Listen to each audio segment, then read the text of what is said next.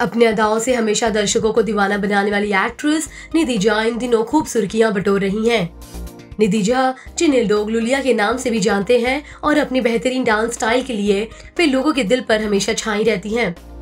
हाल ही में निधि झा ने यश कुमार के साथ सगाई रचा ली है और उनकी सगाई के बाद से एक बार फिर चर्चाओं में आ गई हैं।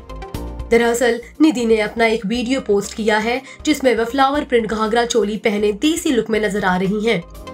वीडियो में निधि झा की माधुरी दीक्षित की आइकॉनिक सॉन्ग चोली के पीछे पर जबरदस्त अंदाज में नजर आ रही हैं।